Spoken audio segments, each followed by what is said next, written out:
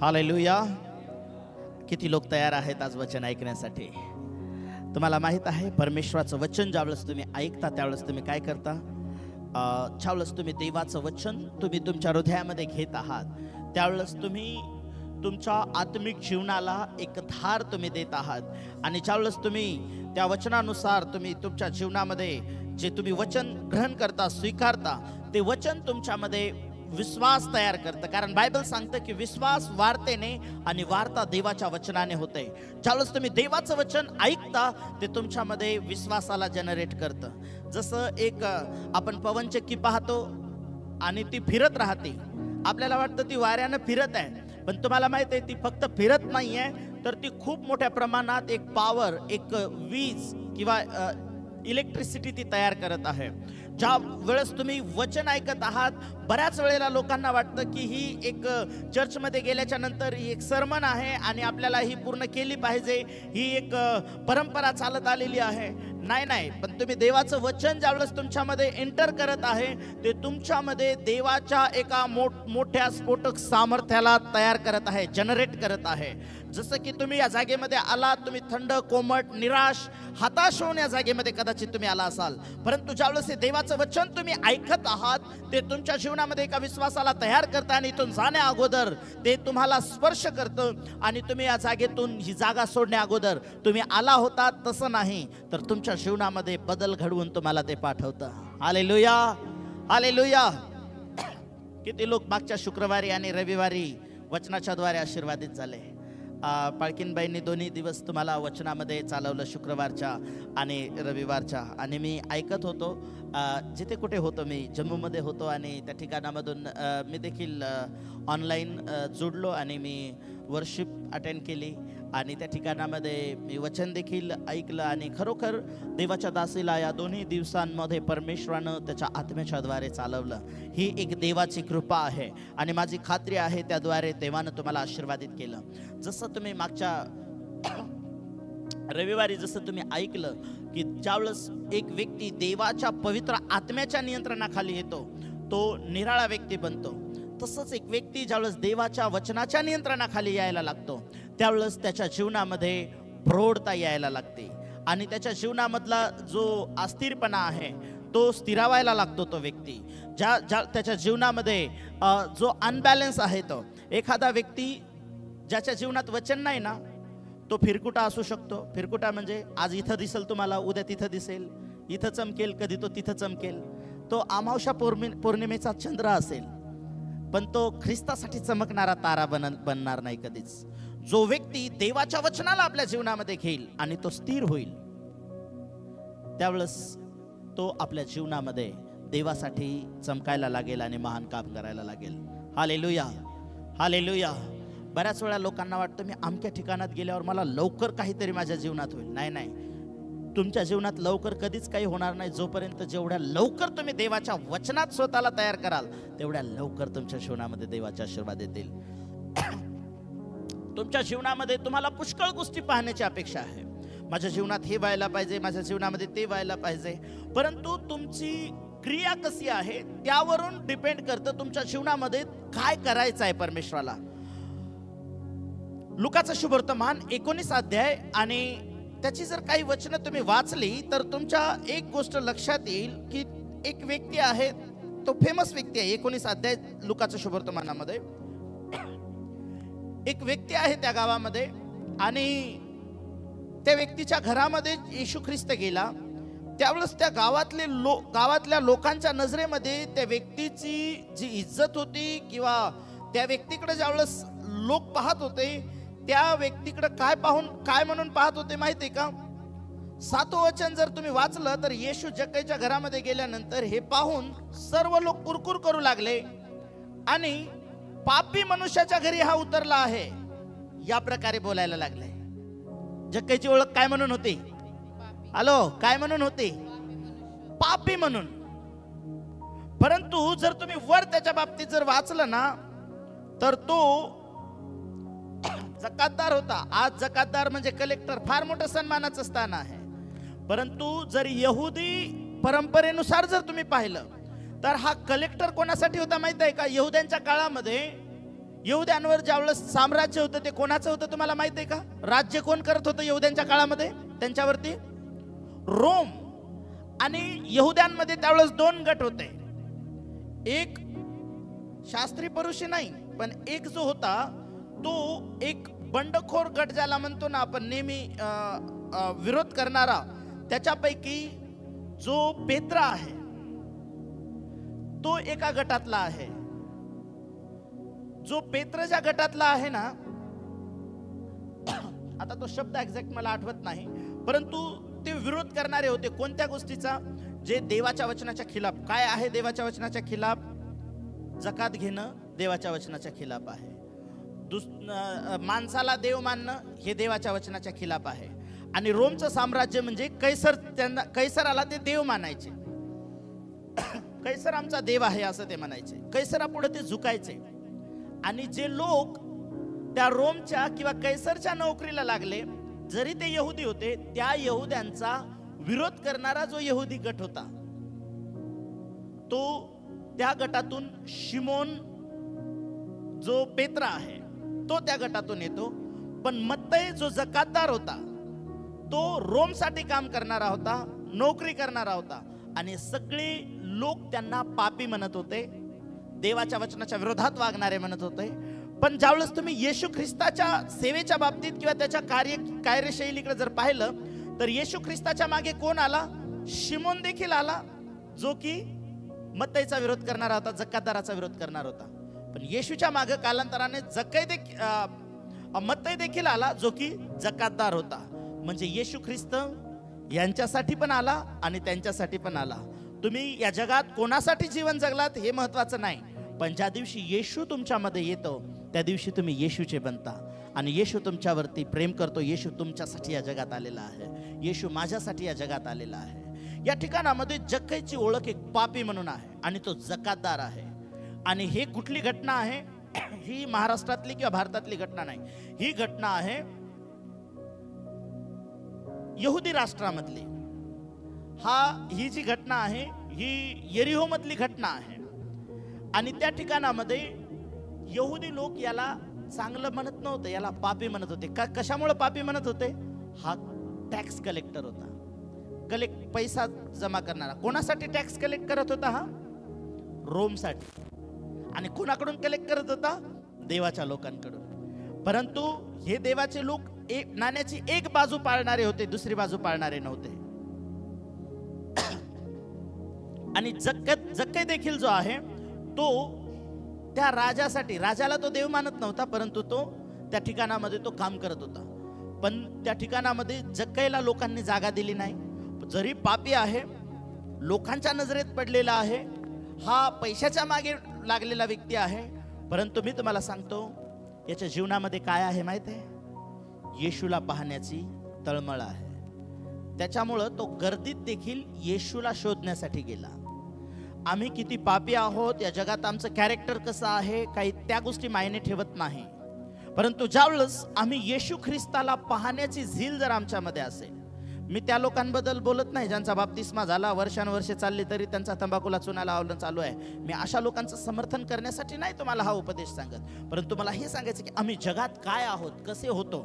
परंतु येशू पाप्यांसाठी या जगात आला. आम्ही पापी असतानाच अभक्तांसाठी, भक्तिमान लोकांसाठी नाही. एक भक्तिमान गेलता ना चर्चमध्ये प्रार्थना करायला, हे प्रभू मी आठवड्यातून नाही उपास करतो, मी शब्दात पण पाळतो आणि दशांश पण देतो. आजचे बाजार उपासही करत नाहीत, दशांशही देत नाहीत. हे प्रभू मी त्यांच्यासारखा नाही.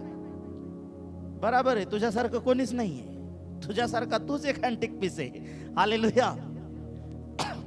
देवाचं वचन आम्हाला सांगतं की जक्कई हा सगळ्यांच्या नजरेत पडलेला होता, पण त्याच्याकडे देवाला पाहण्याची तळमळ आणि झील होती. मे बी आजच्या रात्रीला तुम्ही ऐकणाऱ्यांपैकी तुम्ही या प्रकारचे असाल. जग तुमच्याकडे कुठल्या नजरेनं पाहतं, पण आजच्या रात्रीला जर येशूला पाहण्याची तळमळ तुमच्यामध्ये आहे तर ती तळमळ तुमच्या कृतीतून दिसून येते. कारण सांगणाऱ्याला कारण भरपूर आहेत, का नाही चर्चला आले? तुम्हाला तर माहिती आहे ना, माझ्यापेक्षा देवाला जास्त माहित आहे आणि देवापेक्षा तुझ्या स्वतःबद्दल स्वतःला जास्त माहित आहे. हालेलुया. कारण आम्हाला सगळ्या गोष्टींसाठी वेळ आहे या जगामध्ये. चर्चसाठी, प्रार्थनेसाठी, प्रभूजवळ बसण्यासाठी, बायबल वाचण्यासाठी. आम्ही वैयक्तिक रीतीने जर स्वतःचं अनालाइज केलं ना, तर आम्हाला एक गोष्ट लक्षात येईल की आम्ही प्रभूसाठी आहे ना तीळ मात्र हे जीवन जगत नाही. फार कमी वेळ आम्ही प्रभूसाठी काढतो. पण हा जर काही कलेक्टर असून येशूला पाहण्यासाठी याने वेळ काढला, त्याच्यामध्ये तळमळ आहे. इथे लोक पाहू देणार, गर्दीत शिरू देणार, लांबून बघावं तर हाईट कमी आहे. सगळ्या बाबतीत त्याच्या जीवनात प्रॉब्लेम आहे. बऱ्याच वेळेला लोक म्हणतात आम्ही हे करायला जावं तर पैसे नाहीत, वट्यावर चढायला जावं, एखाद्या उंच ठिकाणात चढायला जावं तर ते आमचे नाहीत, लोकांचा सहारा घ्यावा तर ते आम्हाला पुढे जाऊ देत नाहीत. हीच गत जक्कईच्या जीवनामध्ये जक्कई पाहत होता. तो म्हटला ठीक आहे, या सगळ्या परिस्थिती मला येशूला पाहू देत नाहीत. येशू ज्या रस्त्यानं चाललाय मी एका झाडावर जाऊन बसेल. तो झाडावर गेला, येशू त्या रस्त्याने चालला. येशू तिथे जाऊन थांबला आणि म्हटला जक्कई खाली ये, तू खाली उतर, मला तुझ्या घरी यायचं आहे. हालेलुया. मला तुझ्या घरी यायचं आहे. जक्कई खाली उतरला. त्याला फक्त पाहायचंच होतं ना येशूला. जाता जाता दिसला होता ना येशू. नाही प्रभू काय घरी यायची गरज नाही, आता मी पाहिलं, झालं माझं काम. काम काढणारे लोक नको आहेत येशूला. जर तुम्हाला आशीर्वादित व्हायचं आहे, येशूला आपल्या घरामध्ये घ्या, आपल्या जीवनामध्ये घ्या. त्यांना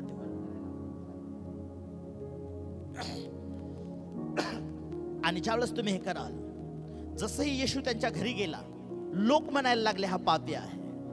परंतु येशूला घरी नेण्यासाठी त्यानं काय केलं माहित आहे? येशूने त्याला एक कमांड केली, जक्कई कम डाऊन, खाली ये, मला तुझ्या घरी यायचंय. आज कितीतरी लोकांच्या जीवनामध्ये येशूला काम करायचंय, पण येशू जे करायला सांगत आहे ना त्यांना, नेमकं त्या लोकांना ते करायचं नाहीये. छोट्या मोठ्या गोष्टी प्रभू म्हणतो तू हे कर, तू रेग्युलर चर्चला ये, तू चर्चच्या अधीनतेमध्ये ये, त्यावेळेस मी तुला वाढवायला लागेल. बऱ्याच लोकांना अधीनता नको आहे. आणि मग कारण येशू देखील माहित आहे तो देव असून त्यानं देवाच्या बरोबरीचं स्वतःला लेखलं नाही, त्याने स्वतःला नम्र केलं. आम्हाला उंच व्हायचं असेल, आम्ही नम्र झालं पाहिजे. येशू म्हटला तुम्हाला मालक व्हायचं का, मग दास व्हा. हालेलुया. तुम्हाला काही घडताना पाहायचं का, मग ऐकायला शिका. येशू म्हटला खाली ये, जग काही पटकन खाली आला. त्याला वाटलं की मी पाहण्याची अपेक्षा करत होतो, येशू माझ्या घरी येण्याची अपेक्षा करत आहे. येशूला तो घरी घेऊन गेला. जर तुम्ही या दिवसांमध्ये ओबिडियंट, तुमच्या जीवनामध्ये किती मोठं फेलियर असू शकतं, किती मोठं अपयश तुमच्या जीवनामध्ये असू शकतं, पण जर तुम्ही येशूचं ऐकणाऱ्यांपैकी, आज्ञापालन करणाऱ्यांपैकी असाल, मी तुम्हाला सांगतो जगाच्या नजरेत तुम्ही पडलेले असाल, पण देव त्याच जगातल्या लोकांच्या नजरेत एका क्षणार्धामध्ये तुम्हाला उंच करू शकतो. ज्यावेळेस तुम्ही त्याचं ऐकायला शिकता, ज्यावेळेस तुम्ही आज्ञापालन, म्हणजे खूप मोठं अवघड काम येशू सांगत नाहीये.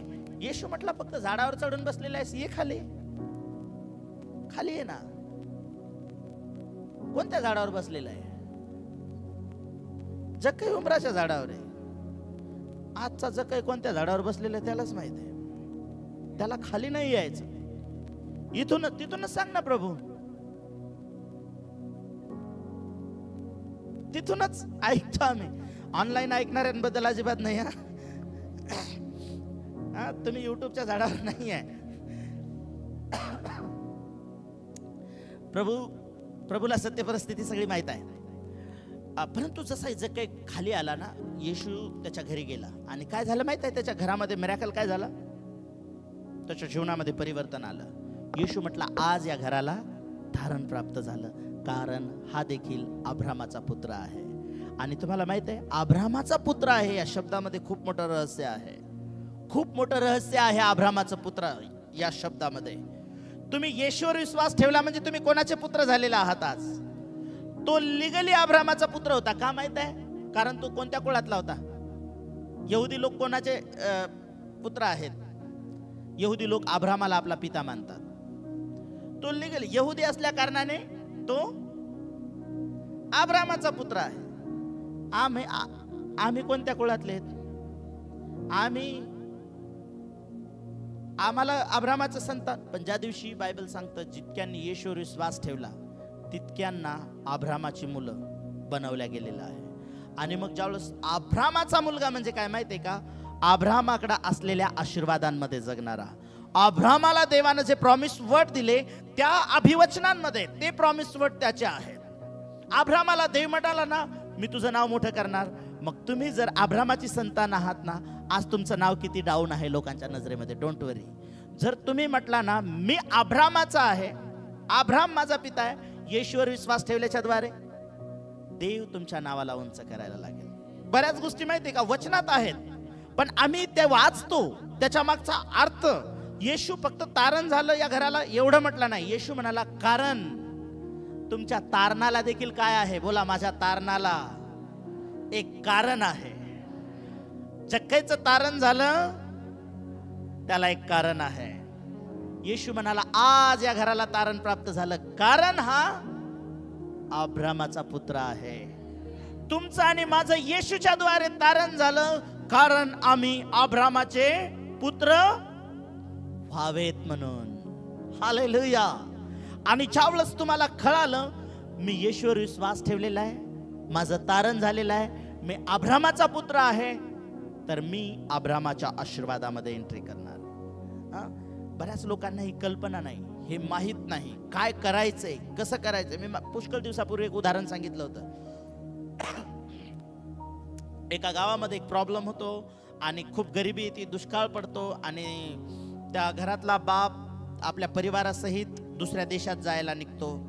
जहाजाचं तिकीट खरेदी करतो आणि काही भाकरी भाजी सोबत बांधून घेतो, त्या जहाजात बसतो, थोडा पैसा जवळ ठेवतो, तिथे गेल्यानंतर तो कामी येईल.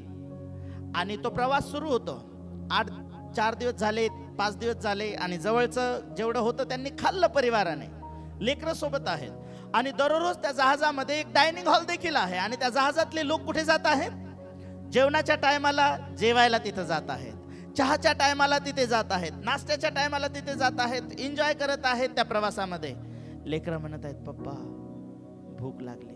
पप्पा म्हणतो बेटा 2 दिवस आणखीन आपलं जहाज पोहोचणार आहे, मी तिथे गेल्यावरती चांगलं काम करेल, पैसे कमवेल आणि तुम्हाला उत्तम ते मी खाऊ घालेल.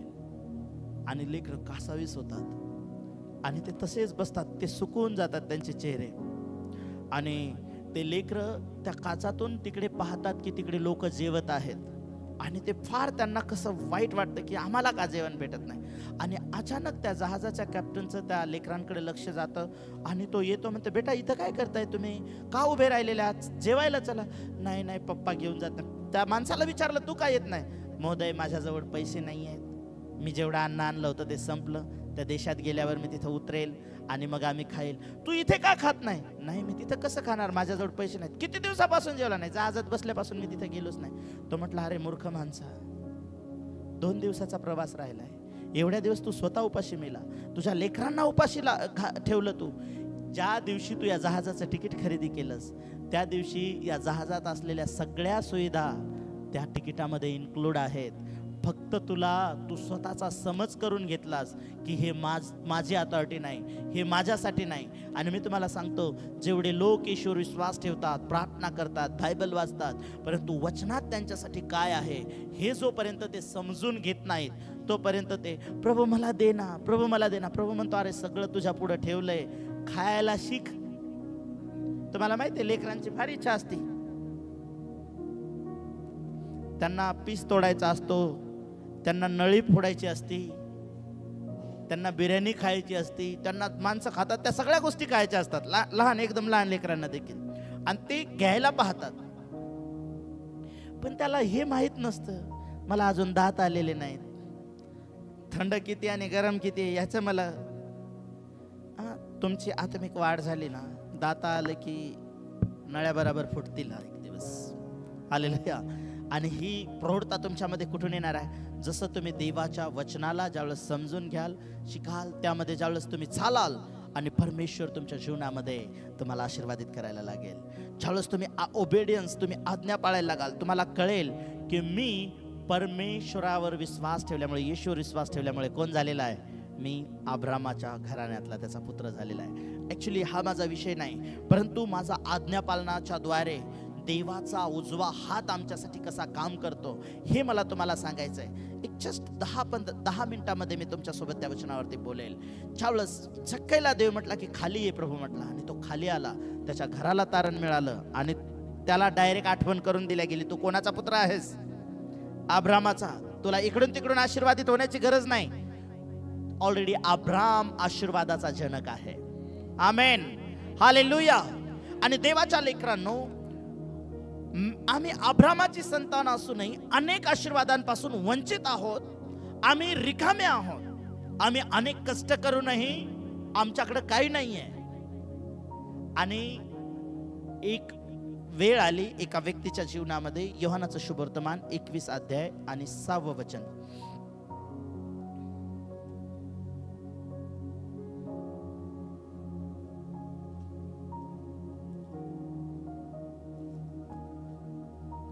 परमेश्वराचं वचन या प्रकारे सांगतं की त्याने त्यांना म्हटले, मचव्याच्या उजव्या बाजूस जाळे टाका, म्हणजे तुम्हाला सापडेल.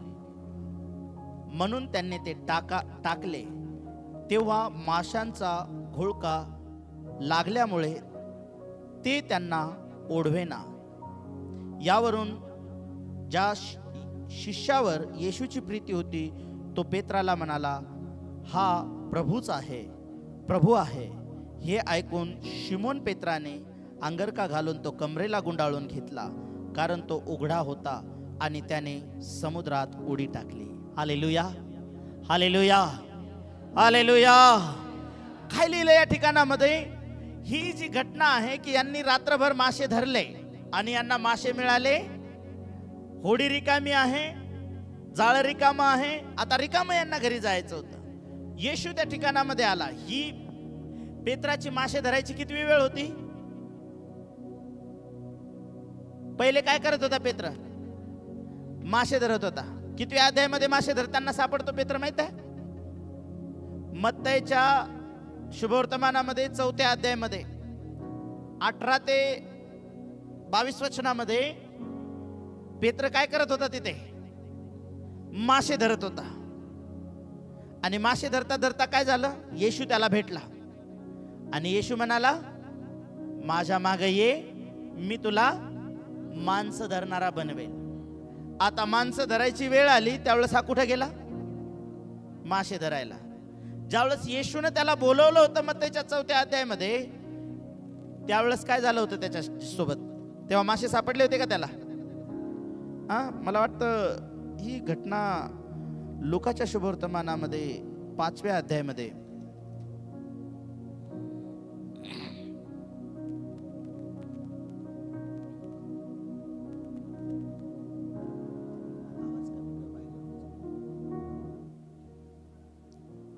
हा 5व्या अध्यायामध्ये शिमोन त्याला म्हणाला, गुरुजी, आम्ही रात्रभर कष्ट करूनही काही धरले नाही, तरी आपल्या सांगण्यावरून मी जाळी सोडतो. मग त्याने तसे केल्यावर माशांचा मोठा गोळका जाळ्यात सापडला आणि त्यांची जाळी फाटू लागली. हालेलुया. काय परिस्थिती आहे इथे? रात्रभर कष्ट केलेले आहेत, सापडलेलं काहीच नाही. आणि ज्यावेळेस 21 अध्यायामध्ये तुम्ही येता योहानाच्या, त्यावेळेस तिथली परिस्थिती काय आहे? फक्त जाळीच नाही, आपलं मासेच नाहीत त्यांच्या जाळ्यामध्ये आणि होडीमध्ये, फक्त तेवढंच रिकामं नाही. काय प्रॉब्लेम आहे त्यांच्या जीवनामध्ये आज माहिती आहे तुम्हाला?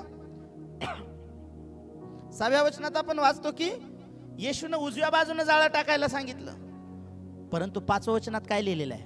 5वं वचन 21:5. तेव्हा येशूने त्याला म्हटलं, मुलांनो, तुमच्याजवळ काही खायला आहे का? काही खायला आहे का? त्याने त्याला उत्तर दिले नाही. काय उत्तर दिलं? फक्त मासेच नाही त्यांच्याजवळ, असं आहे का? काहीच नाही खायला. पण कशामुळे नाही? हॅलो, का नाही यांच्याजवळ? योहानाच्या लुकाच्या 5व्या अध्यायामध्ये आणि 5व्या वचनामध्ये रात्रभर कष्ट केलेले आहेत, तेव्हा देखील काहीच सापडलं नव्हतं. पण येशूने सांगितलेलं ऐकलं. किती मासे भेटले होते? जाळं फाटेपर्यंत. आता येशूनं सांगितलं फाटेपर्यंत, जाळं फाटेपर्यंत मिळालंय ना, आता एवढ्यावरती तुमची तयारी करून घ्या आणि माझ्या सेवेला लागा. आता येशूचा मृत्यू झाला, येशू मरणातून जिवंत झाला, त्यांना दर्शनही दिलं, तरी पेत्र पुन्हा जाळं उचललं. किती दिवसाच्या नंतर? किती दिवसाच्या नंतर पुन्हा जाळं घेऊन चालला? माहित असेल तर सांगा काहीतरी. किती दिवस झाले होते? मत्तई कृष्णवर्तमानाचा 4था अध्याय आणि योहानाचा 21 अध्याय, या 2 अध्यायामध्ये किती वर्षाचा फरक आहे? चला तुमचा एक बायबल स्टडी घेऊ आपण. किती वर्षाचा फरक आहे या दोन वचनांमध्ये? किती वर्षांचा फरक आहे?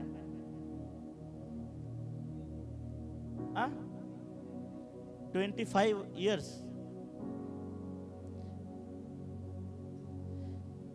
बर, येशू किती वर्ष जगला? 33.5 वर्ष. येशूने सेवा कितव्या वर्षी चालू केली? 30व्या वर्षी. आणि पेत्राला बोलवलं कितव्या वर्षी? येशूने पेत्राला बोलवलं त्यावेळेस येशूने सेवा नेमकीच चालू केली होती, बरोबर? म्हणजे बोलवलं वयाच्या कितव्या वर्षी? येशू किती वर्षाचा होता त्यावेळेस? 30 वर्षाचा. आता हे लेकरं म्हणतात 22 ते 25 वर्षाचा फरक असेल. येशूने टोटल सेवाच 3.5 वर्ष केली.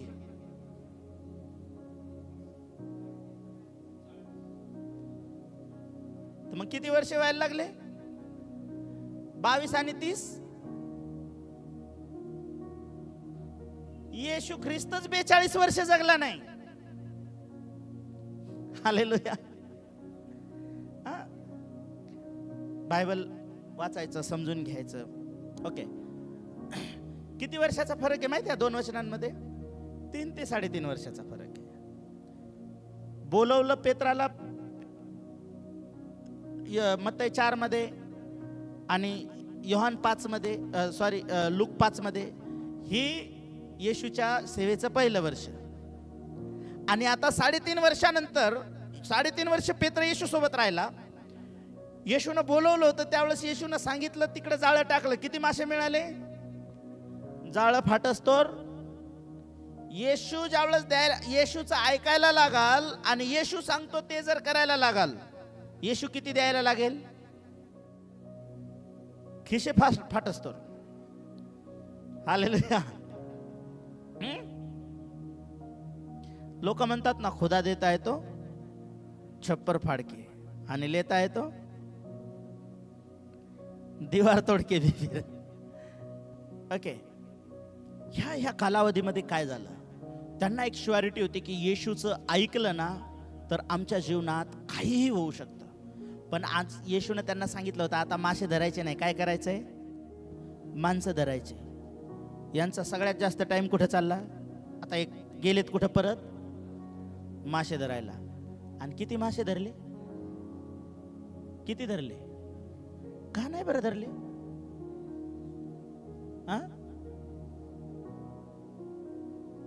का नाही धरले? येशूनं सांगितलं नव्हतं मासे धरायला. आणि 5व्या अध्यायामध्ये काय गत झाली त्यांची? येशूनं विचारलं नाही मासे आहेत का? येशूनं विचारलं, बेटा त्या दिवशी रिकामा होता, मी सांगितलं तिकडे जाळं टाकलंस, तू तुझ्या 2 होड्या भरल्या, त्यावेळेस तुझे जाळे फाटस तर तुला मासे दिले मी. तेव्हा तुला कळालं होतं की मी काय करू शकतो. आणि तू आज तुझ्या घरात भाकर नाहीये, फायनान्शियल प्रॉब्लेम मधून चाललास. तुला आज कोणाची आज्ञा पाळणं गरजेचं आहे? तुला आज कोणाच्या वचनावर चालण्याची गरज आहे? आजही जर मी तुला 2 होड्या माशा आणि तुझं जाळं फाटस्तोर त्यावेळेस मी मासे दिले. आज 5व्या वचनामध्ये काय म्हणतोय प्रभू? 21:5 मध्ये परिस्थिती बघा काय. तेव्हा येशूने त्याला म्हटले, मुलांनो, तुमच्या जवळ काही खायला आहे काय? काय काय विचारतोय प्रभू? मुलांनो, तुमच्या जवळ काही खायला आहे काय? हे कशासाठी आले होते? मासे धरायला. काल ते मासे धरायला खायला नाही. रात्रभर मासे धरल्यावर झालं भरलं पोट?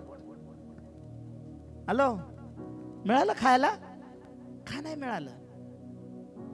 ज्यावेळेस येशू ख्रिस्ताने 5 भाकरीत 5,000 लोकांना जेव घातलं. किती टोपल्या उरल्या? दुसऱ्या दिवशी कोणी खाल्ल्या त्या? या 12 लोकांनी एक एक टोपली खाल्ली आणि जहाजात बसून निघाले. आणि येशू म्हटला, त्यांच्या खमीरापासून सावध राहा. यांच्या गप्पा काय चालू झाल्या? यार, येशू म्हणतो खमीर नाही खायचं त्यांचं, आपण तर भाकरीच नाही घेतल्या. येशू म्हटला, अरे काल 5 भाकरीत किती लोक जेव घातले मी, आणि किती टोपल्या उरल्या, तरी तुम्ही कशाबद्दल बोलताय? आमच्या सोबत भाकरी नाहीत. येशू म्हणतो तिथलं खायचं नाही, आणि मग आपलं कसं होईल? आम्ही मागील दिवसात सोबत होतो एका ठिकाणी, आणि एका जणाला फोन आला त्यांच्या चर्चमधून, पाळक साहेब, मी अशा अशा ठिकाणी आलो आणि इथलं खाल्लं तर चालेल का? तुला एवढा डाऊट आहे, गेलाच कशाला तिथं तू? तिथं जाऊन पाळकाला विचारतो खाऊ का नको. म्हणजे पाळक म्हटला खा की बसायला तयारच आहे, आणि नाही खाऊ नको म्हणलं तर कोणी खाऊ दिलं नाही, पाळकाने खाऊ दिलं नाही. हालेलुया. येशूने सांगितलं होतं मासे धरायचे नाही, तू माझ्या मागे माणसं धरणार. येशू म्हटला, मी तुला 5 भाकरीत 5,000 लोकांना जेव घालून तुला सेपरेट टोपलं भर भाकरी दिल्या, आज तुझ्या टोपल्यात एक भाकर नाही खायला तुझ्याजवळ. येशूने विचारलं, खायला काही आहे का? काय आन्सर आहे या लोकांचं? नाही. आणि इथं येशूला ओळखलं नाही. का माहितीये का? यांच्या नजरेत येशू काय झाला होता? येशू मेला, आता जिवंत नाही. बरेच लोक चर्चला कसे येतात माहितीये, आणि विश्वासाचं जीवन कसं जगतात माहितीये ते? जसं काय त्यांचा येशू मेलेला आहे, आज काहीच करत नाही त्यांच्यासाठी. येशूला जसे काय येशूची त्यांची ओळखच नाही, फक्त ख्रिश्चन आहेत म्हणून चर्चला चालले, बाप्तिस्मा झालाय म्हणून चर्चला चालले. आमचा येशू मेलेला नाही, तो काल आज युगानुयुग सारखाच असलेला परमेश्वर आहे. हालेलुया. त्याने जर त्यावेळेस 5 भाकरीत जीव घातलं, तो आजही जीव घालू शकतो. मी रिस्क घेऊन पाहिलेली आहे.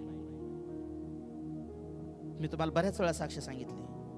खिशात पैसे आहेत, घरात राशन आहे, त्यावेळेस स्टोव वापरायचो. स्टोव मध्ये रॉकेल नव्हतं. अख्खं गाव फिरलो, 35 रुपये लिटर भेटायचं. त्यांना म्हटलं 60 रुपये घ्या, पण 1 लिटर कोणीतरी रॉकेल द्या. एकाही दुकानदारानं रॉकेल दिलं नाही. माझा सेवेतला जो पार्टनर मित्र होता तो म्हटला, आपण रूम मालकाच्या चुलीवर आपण खिचडी शिजून आणू. म्हटलं, आपल्या रूम मालकाच्या चुलीवरची खिचडी आपण खायची नाही, देवानं आपल्याला त्याच्या चुलीवरची खिचडी खाऊ घालायची. म्हणलं, आज आपण झोपू प्रार्थना करून. देव त्याच्यावर प्रेम करणाऱ्या लोकांना, तरुण सिंहाची उपासमार होते, त्याच्यावर प्रेम करणारे लोक उत्तम पदार्थाने तृप्त होतात. चला आपण या वचनावर विश्वास ठेवून पाहू. प्रार्थना केली, झोपलो. झोप कुठे येते? आमच्या रूम मालकीनला ताप आली. चाचपडत दरवाजा ठोकायला आली. बाळा झोपला का? झोपच नाही आहे ना, झोपणार कसा? दार उघडलं, माझ्यावर मंत्र तरी टाक. आता आपली प्रार्थना त्यांच्या नजरेत मंत्र. या येशूच्या नावात प्रार्थना केली. पाहता पाहता आंटी बरी झाली. आंटीने इकडं तिकडं पाहिलं, बाळांनो जेवले नाहीत? जेवलो. नाही जेवले नाहीत तुम्ही. घरात मुलीला आवाज दिला, 2 ताटं भरून आणायला लावले. त्याच्यात कुरड्या होत्या, पापड्या होत्या, भजे होते, पुरणपोळी होती, आमटी होती, गुळवणी होतं.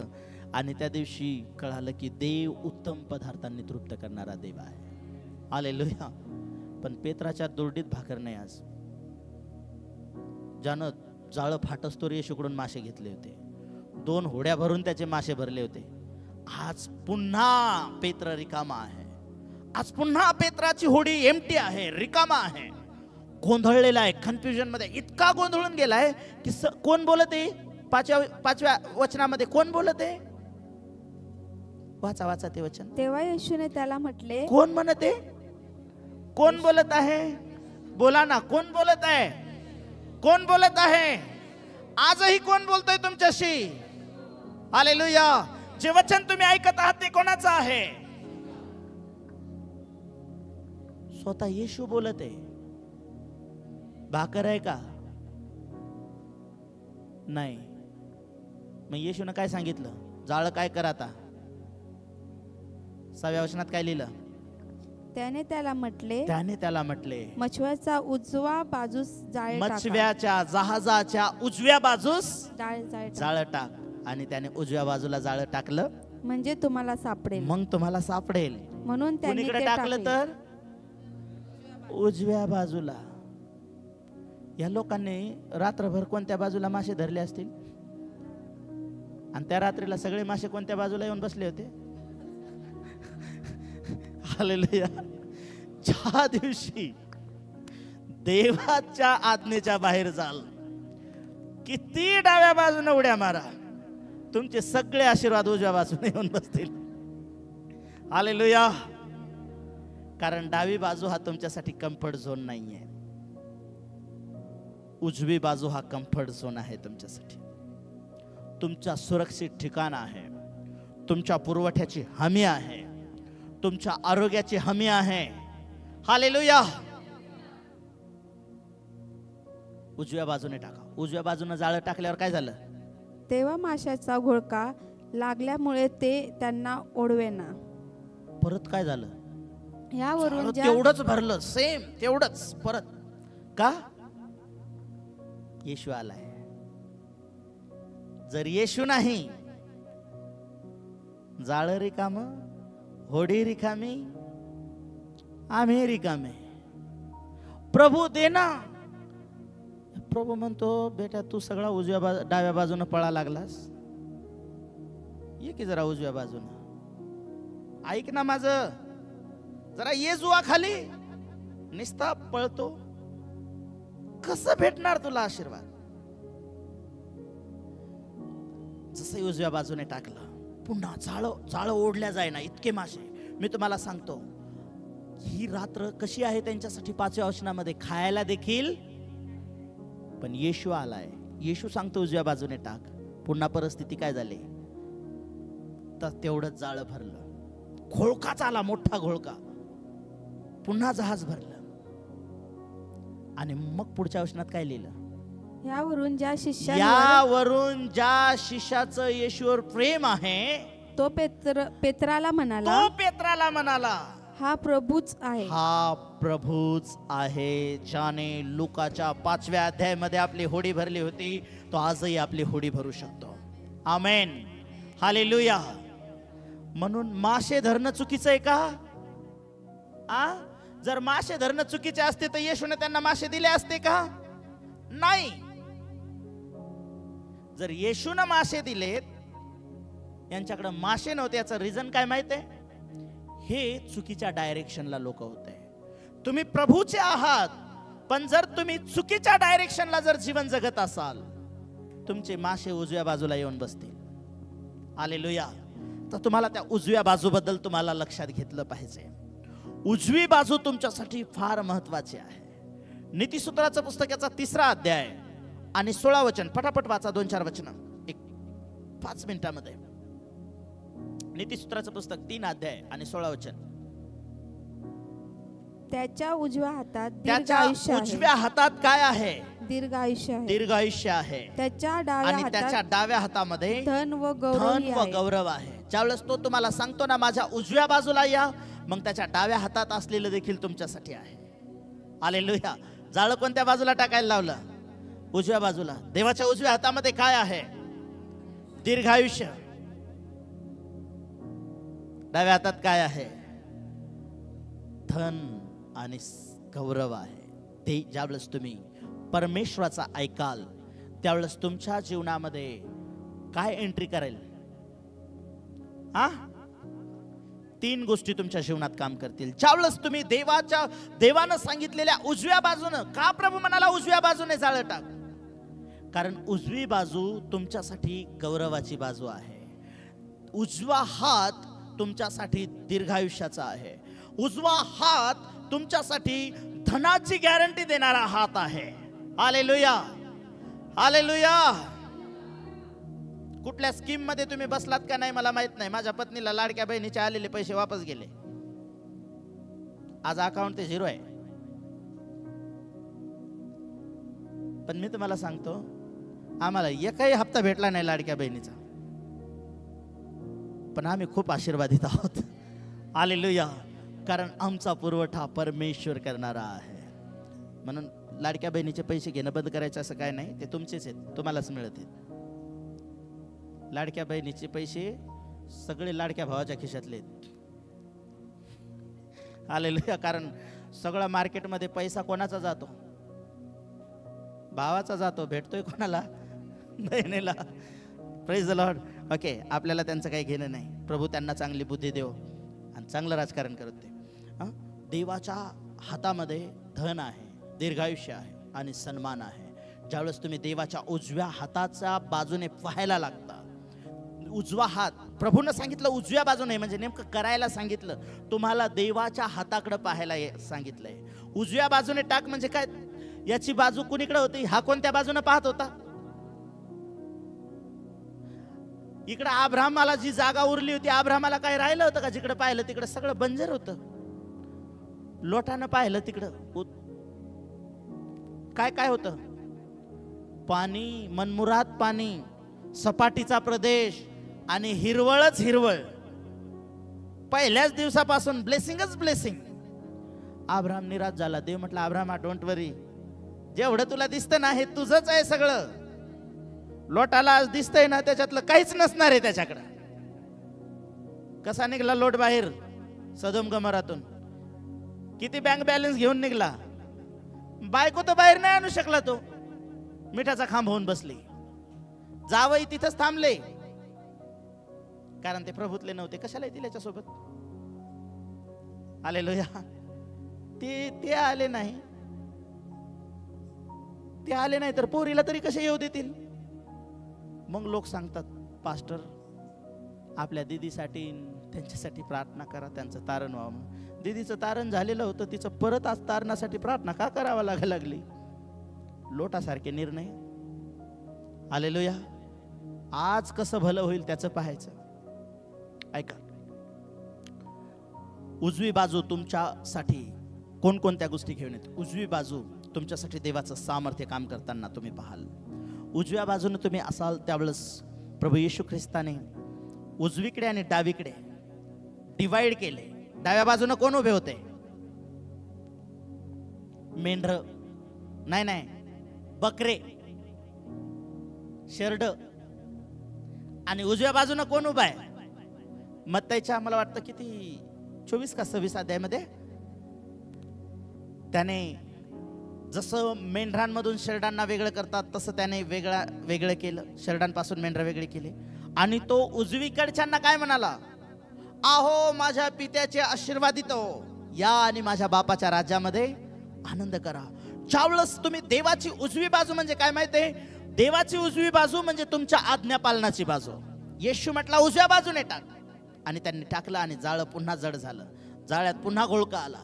तुम्हाला गेलेले आशीर्वाद, तुम्ही आज निराश झालात आणि तुमच्या जीवनामध्ये अपयशाला तुम्ही पाहता, सगळ्या गोष्टींचा तुटवडा आणि निराशा तुम्ही पाहताय. डोंट वरी, परमेश्वराकडे दीर्घायुष्य आहे. परमेश्वराच्या हातामध्ये धन आणि सन्मान आहे. आणि ते कोणासाठी आहे? हॅलो, कोणासाठी आहे? काय माहित कोणासाठी? प्रभू तुझी इच्छा असेल तर दे मला. प्रभू म्हणतो तुझी इच्छा नसेल तर राहा तसाच. माझ्या हातात आहे सगळं, घे आणि खा. जर तुमचे लेकरं आहेत आणि त्यांना माहित आहे माझ्या पप्पाने हे सगळं माझ्या घरात आणून ठेवलंय, मग पप्पाने घरात आणून ठेवलंय, कशासाठी आणून ठेवलंय? माझ्या घरात 2 लेकरं आहेत. 2 लेकरं 2 तऱ्हेचे आहेत. एक जण आहे त्याला पाहिजे ते जाऊन घेऊन खाणार आणि तोंड पुसून आमच्या सोबत येऊन बसणार. दुसरं लेकरू आहे ते विचारणार, पप्पा मी खाऊ का? आणि आम्हाला ते विचारलेलं दोघांनाही आम्हाला चांगलं नाही वाटतं. आम्ही नेहमी त्याला सांगतो, बाळा या घरात जे काही आहे, जे काही तुमच्या आईबापांचं आहे ते सगळं तुमचं आहे. खाऊ का विचारायचं.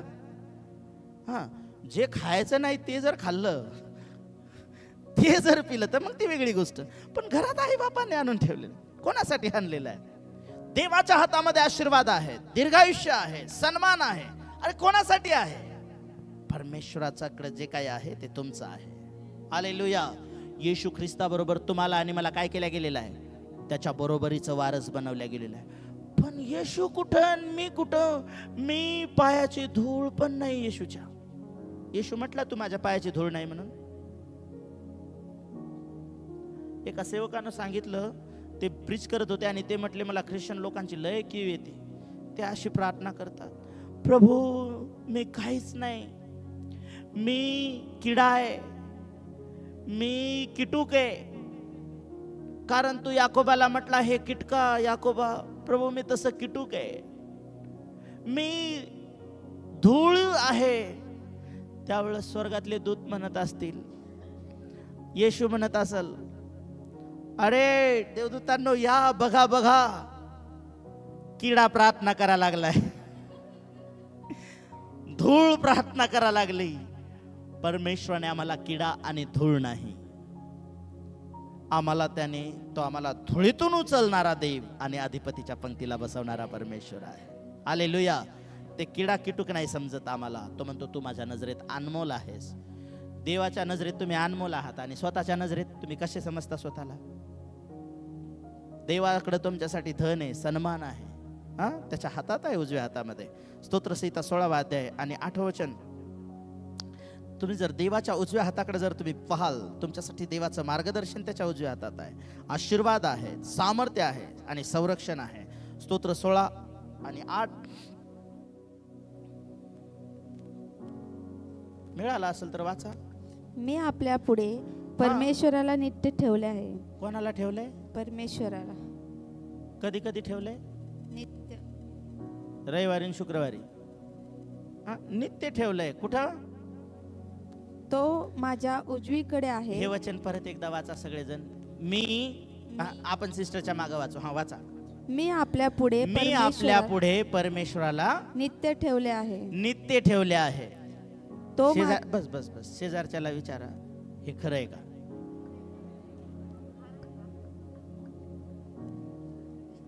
माझ्याकडे बघा. मी आपल्या दृष्टीपुढे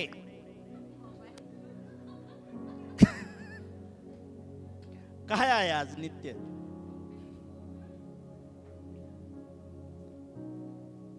म्हणून आमचे जाळे रिकामे आहेत आज.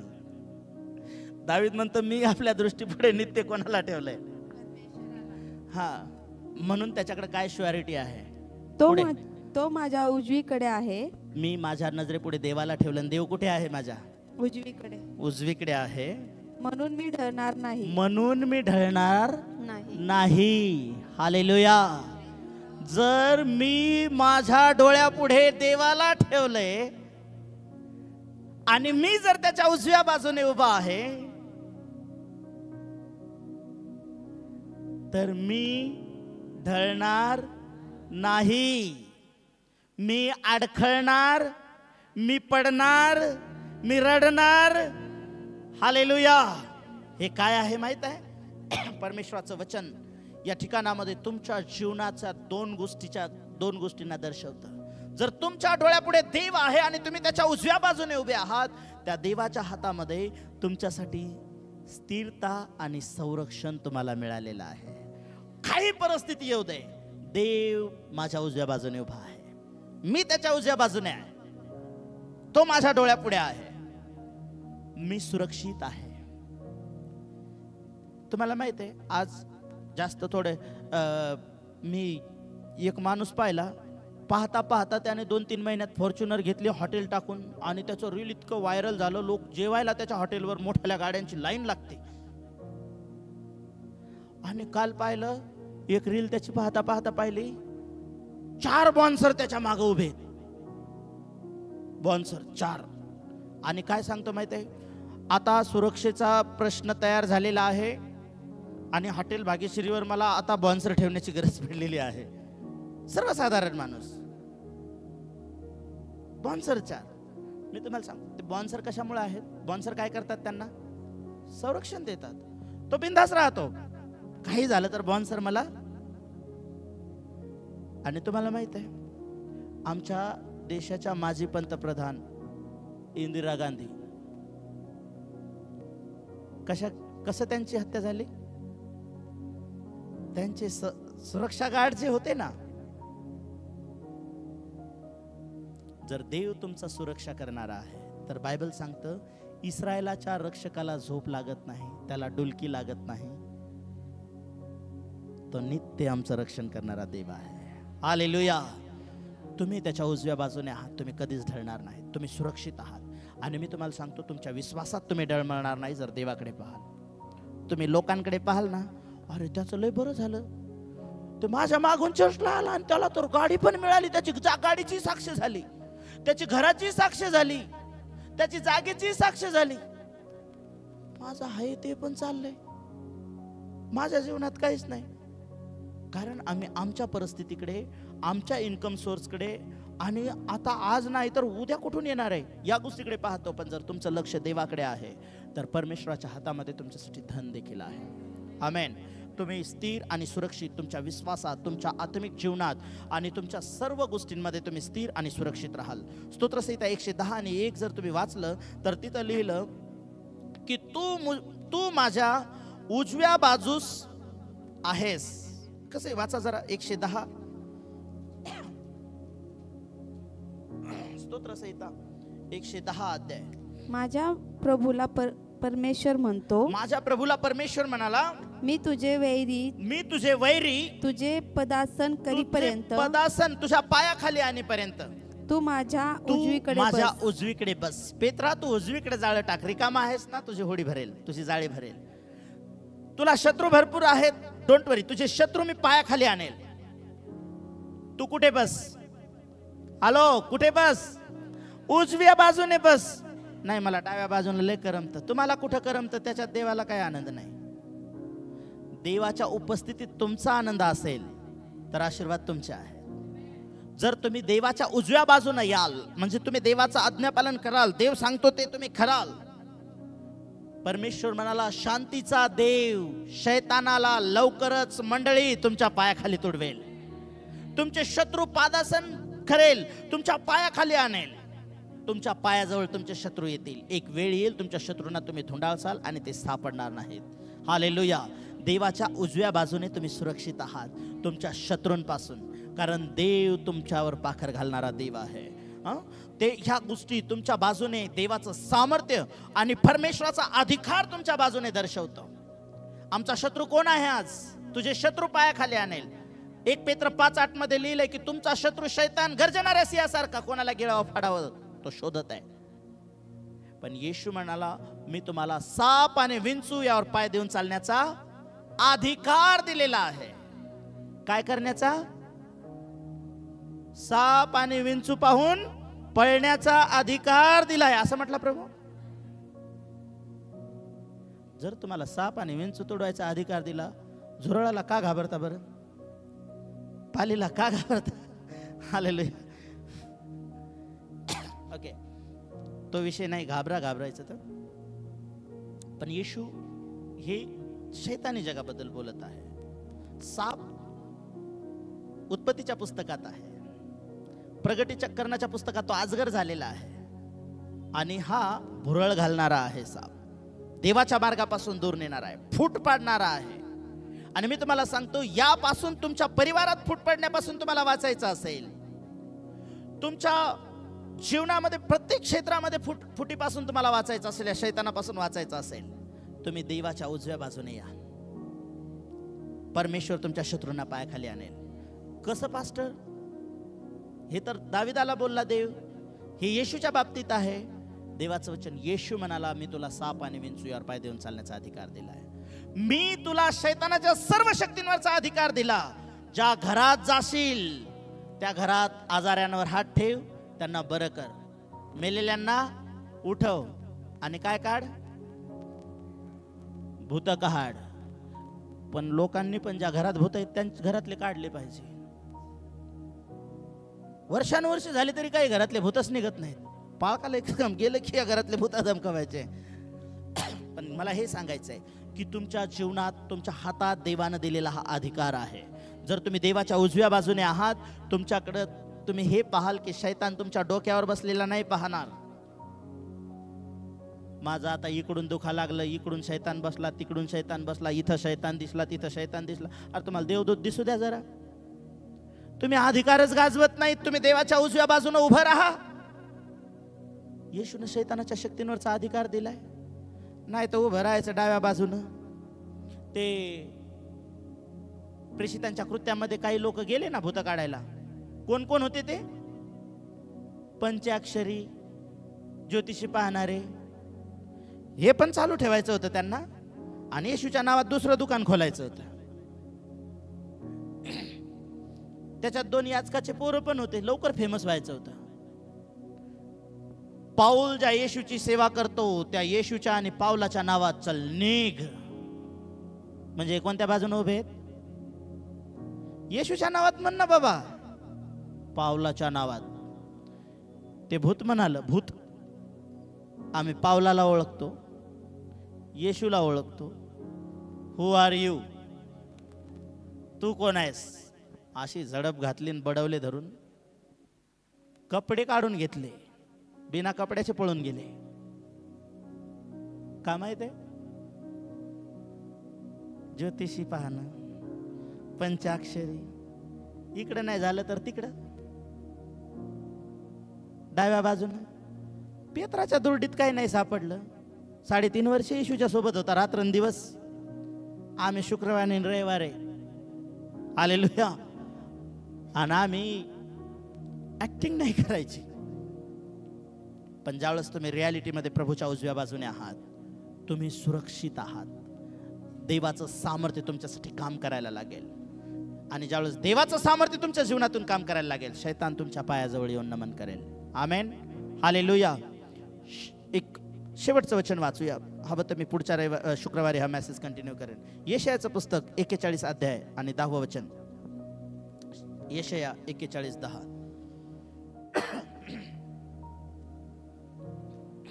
तू भिवू नकोस. परमेश्वर म्हणतो तू भिवू नकोस, कारण मी तुझ्या बरोबर कारण मी तुझ्या बरोबर आहे. घाबरू नकोस, घाबरू नकोस, कारण मी तुझा देव आहे. कारण मी तुझा देव आहे. मी तुला शक्ती देतो, मी तुला ताकद देतो, मी तुझे सहाय्य मी करतो. तुझं सहाय्य देखील करतो. मी आपल्या नीतिमत्तेच्या माझ्या उजव्या हाताने, नीतिमत्तेच्या उजव्या हाताने, उजव्या हाताने. कोणत्या हाताने? उजव्या हाताने, कोणत्या हाताने? उजव्या हाताने. कोणाचा उजवा हात आहे हा? परमेश्वराचा. कोणाचा उजवा हात आहे? परमेश्वराचा. देव म्हणतो मी माझ्या उजव्या हाताने तुला सावरतो. तुला सावरतो. तुमच्या जीवनामध्ये काय तुम्ही विखरून गेलात? सगळं काही संपलेलं तुम्हाला वाटतंय? प्रभू म्हणतो डोंट वरी, घाबरू नको. मी तुला ताकद देतो पुन्हा उभं राहण्यासाठी. मी तुला बळ देतो पुन्हा पळण्यासाठी. तुला असं वाटतं ना सगळं काही विखरून गेलं? डोंट वरी. माझा उजवा हात ज्यावेळेस काम करायला लागतो. ज्या दिवशी इस्रायल लोक समुद्रातून बाहेर आले, शत्रूंनी काय पाहिलं माहितीये? देवाच्या लोकांच्या, इस्रायलाच्या शत्रू लोकांनी काय पाहिलं माहितीये? मिस्रातल्या लोकांनी देवाचा उजवा हात त्या रात्रीला इस्रायल लोकांसाठी काम करताना पाहिला. हालेलुया. आणि विचार करा, त्या दिवशी उजवा हात ज्या दिवशी परमेश्वराचा काम करताना पाहिला त्यांनी, काय झालं माहित आहे? त्या दिवशी समुद्र दुभागला. लोकांना सिमेंटच्या भिंती नीट बांधता येत नाहीत. त्या दिवशी देवाचा उजवा हात ज्यावेळेस काम करायला लागला ना, पाणी देखील भिंतीसारखं स्थिर उभं राहिलं. हालेलुया. मग विचार करा, पाणी जर जमिनीवर सांडलं, घेता येतं का तुम्हाला भरून? तुमचं पाण्यासारखं जरी जीवन विखरून गेलं असेल ना, उद्ध्वस्त झालेलं असेल, अपयशी झालेलं असेल, परमेश्वर म्हणतो आजच्या रात्रीला जसं पेत्राला म्हणाला उजव्या बाजूने टाक, जसं जक्कईला म्हणाला खाली ये, ज्या प्रकारे देव म्हणाला की तू माझ्या उजव्या बाजूने बस, तुझे शत्रू तुझ्या पायाजवळ येतील. मी तुम्हाला सांगतो आजच्या रात्रीला परमेश्वराला म्हणा, दै बापा, मी कदाचित पेत्रासारखा भानावून गेलो, मी रात्रभर समुद्र खंगळला, पण मासे सगळे माझ्या होडीच्या उजव्या बाजूने होते. हालेलुया. मी सगळ्या जगांना हाका मारल्या, लोकांना हाका मारल्या, कोणी मदतीला आलं नाही. पण त्या लाटांमध्ये येशू तिथं झोपलेला होता. तो उठला आणि लाटा शांत झाल्या. आजच्या रात्रीला त्या परमेश्वराचा उजवा हात तुमच्यासाठी काम करेल. आणि यशाया 41:10 प्रमाणे तो म्हणतो माझा उजवा हात तुझ्यासाठी काम करेल. आणि मी तुला, कसं आहे शेवटचं कसं लिहिलं की माझा नीतिमत्वाचा उजव्या हाताने मी तुला सावरून धरेल, सावरेल मी तुला. हालेलुया. मी तुला सावरेल. कधी सावरलं का काही तुम्ही? काही गोष्टी सावरल्या? काय काय सावरलं? सारवलं नाही, विखरलेलं, सावरलं.